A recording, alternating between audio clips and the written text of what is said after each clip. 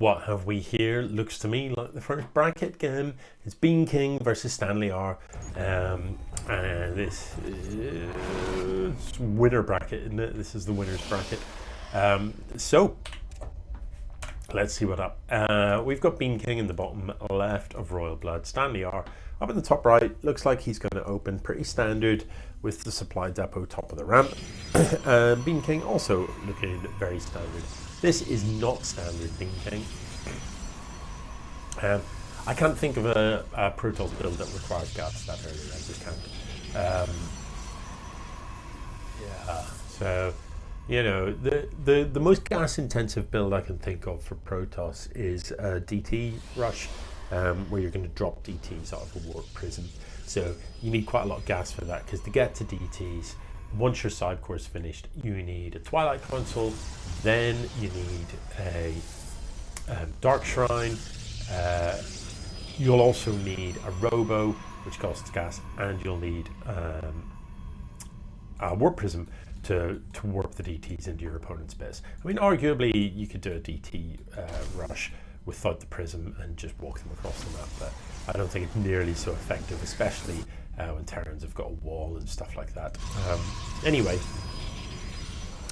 But you know, as it is, that's not what we're seeing. The side course finished, and we're spending 0 gas, other than the 50 required to upgrade warp kit. So you know, these early gas, they achieve pretty much nothing. You've got all this gas in the bank, and you just don't need it. You don't have the buildings for it yet. It's StanR with the faster expo, so he is going to be up and mining ahead of his opponent, and that may well be worrisome, because as a general rule, Protoss can get workers out faster than Terran because they can chrono their Nexus. But these ones aren't mining, because they can chrono the Nexus, and obviously Zerg can get workers out ridiculously fast. Terran gets mules though, so pound for pound, once a base is saturated, Terran can actually get money quicker than Protoss. Now, whether or not there are mules being dropped, there are, yeah. So you'll see the effect of that mule shortly. If I leave that tab up, you'll see that the income tab starts to kind of climb up. There you go. So mules do actually make a significant amount of difference to how quickly you mine. So yeah, with that in mind, if you're level with a Terran in terms of number of workers, you're behind in income generally. So you should be ahead, and as Protoss, you use the chrono boost to achieve that. As Zerg, a little bit different. You can, there's stuff you can do. So this is going to be an Archon drop with a single Archon. Interesting. Yeah, I mean, yeah, Templar Archives. So I wouldn't have minded actually seeing, you know, Storm is being researched. I'd love to see a Storm drop. But look, this Archon's going to come out, and since the SCVs aren't being pulled, the Archon is going to get work done. You can see the way it does that sort of straight line splash damage, a bit like a Hellion. So this is nice. This is good damage. What I don't understand is why on earth Stanley doesn't pull the workers. Why is it not going to just get shot in the face? There is no way that one Archon should have been able to kill 14 workers. Bit careless there to lose the Archon. I mean, you know, Archons are good, but they are not. They're not 28 Marines good. You know, they're not like. So the Archon was always going to pop pretty quickly there, and the slick move would have been to get it out of there, because they do cost rather a lot of gas. But very worthwhile investment. Look at this: 18 workers killed. So that puts BeanKing right back in it in terms of income. But that said, Stanley, I think, was oversaturated a little, and with 2 CCs to build workers from, you know, a couple of mules, and income will be actually, yeah, the income will probably not be that different. Now, there's no starport here, and that is problematic. Let's take a look at the upgrades tab. Nothing for Terran, literally not a single thing. So no combat shield, no stim, and that's a problem. That means these Marines are really, really squishy. Meanwhile, the Protoss has got charge, +1 attack, Top tip, if you're playing against the Terran and the Terran's going bio, lots of Marines, +1 armor is much more effective, much more important than +1 attack. There will be Templars here. Now, BeanKing, you're warping in Templars, but you're turning them into Archons, and you have researched Storm. It's worth remembering that it takes time for the Templars to get enough energy to drop Storms. You don't want your army coming in piecemeal here. So shooting himself there, you need to get this organized. So the Zealots taking double tank shots in the fist there is not ideal while they wait for everything else to catch up. These Templars have got Storm though, and 2 Storms could obliterate this town. Absolutely obliterate it. Where are the Storms? Let's see the Storms. Let's see the Storms. Let's see the Storms. Let's see. No, God, no. That's just awkward, isn't it? Anyway, yeah, you know, for a minute there, that's awkward, isn't it? Because if we go back to here, look, army supply, the Protoss is so far ahead in army supply. They've got an upgrade advantage. But siege tanks are brutal. There's 3 siege tanks here sieged up with a well-engineered fight here. All this required was a couple of Zealots in front to take the tank shots, Storms on the Marines all die, the Zealots get on top of the tanks. You could even use the Warp Prism to pick up the Archons and drop them into the middle of the tank here, but none of that happens. These 2, it's so expensive, those 2 Templars literally did nothing, not a zip, and just got shot to death. That's 300 gas you've lost just instantly. There's nothing in the production tab while this is happening. So our Protoss player, like, the wheels have kind of fallen off from looking really good to looking like a shambles in a very short amount of time. So yeah, defensive siege tanks are brutal, but there was a Warp Prism available. What's wrong with sending the Warp Prism around the back here, getting some Zealots in the men, pulling the army out of position? Those are the types of moves we need to be seeing against a turtled up Terran. This Immortal is stuck, but with the Warp Prism you can just yoink him out of there and get him into the fray. Immortals, by the way, really good against siege tanks and about to get better.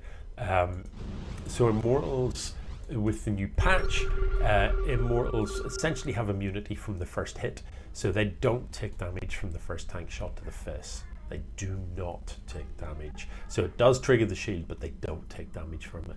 Whereas previously, the first tank shot to the fist did both. It triggered the shield and it damaged the shield. So with 4 tanks like that, there's no shield. Yeah, but under the new patch, Immortals should be that bit feistier. So that's good news for Protoss players, but look how many siege tanks this is.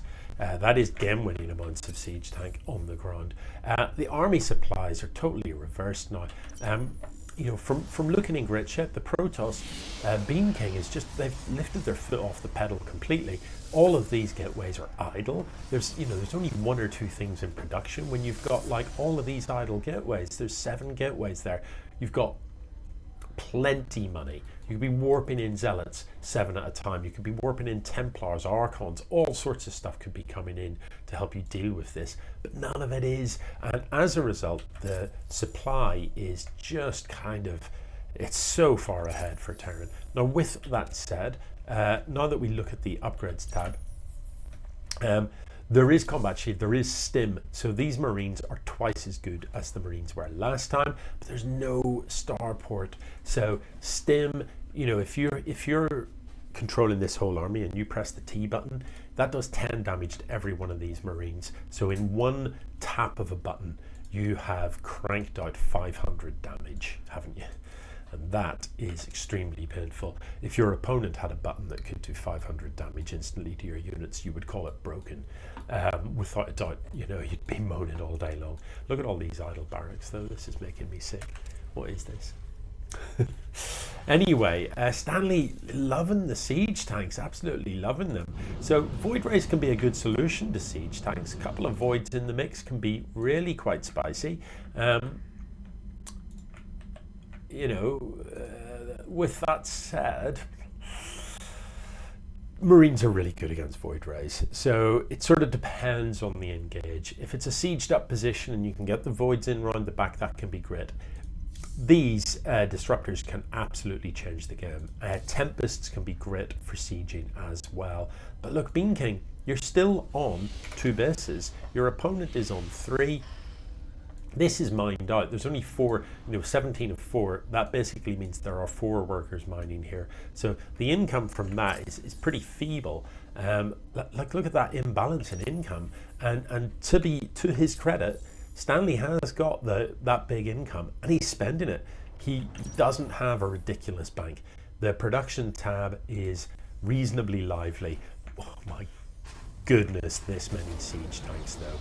And they're sieged up. Oh, this could turn so very nasty. Nothing in the world survives walking into that many siege tanks. Nothing. Nothing. This now a well-placed disruptor ball can be great, but like there's so many tanks there, it's just going to get one-shotted. So you need to fire the disruptor ball from right at the edge of range and send it in. One of the things that could happen here, though, with this many siege tanks, if there's enough charge lots on the ground, if there's enough charge lots on the ground and they run in, the charge lots get on top of all this, and the siege tank splash damage does the work for you. So a lot of the Terran stuff not actually shooting for a while there. A disruptor ball here would be epic. A storm would be epic. Anything. Come on, splash damage, please. Where is the splash damage? There's one storm. It's not awesome. It was kind of on this pillar rather than on the Marines. I mean, nothing on the ground survives the siege tanks. The Marines are going to stitch up the stuff in the air. Why there was a warp prism in the middle of that fight, no one knows. It doesn't know why. It's not going to just die. Oh, I think he's fluked it on top of the high ground. Anyway, the prism, I don't know what it was doing there. It didn't add anything to the fight. If you'd have been micro in the prism, one of the things you can do is you can drop zealots directly onto the Terran units, and as you do so, the siege tank splash damage just obliterates stuff, so you drop them one at a time. But this fight is over. I mean, look at the army supply difference, 115 to 26, and of that 26, half of it's in production. This is GG. It could have been so different. Could have been so different. A well-managed fight in that first engage. Two storms, and we won the game there. Because all of the Marines were gone. They didn't have combat shield. So the 2 storms would literally have evaporated all of the Marines. Then the Zealots are on top of the siege tanks. Let's see. Yeah, I mean, I don't know. It looked good for a while, and then it didn't. So BeanKing, I sort of feel like I saw some good stuff for the first sort of 6 minutes of the game or whatever, but that engage was absolutely horrible, and you didn't really come back. As the engage happened, there was nothing in production, and after the engage, there was just nothing in production. You didn't expand, you didn't really build a mighty army. So I'm not really sure what happened there. It was almost like you just lost heart. You lost your army and were just like, what's the point?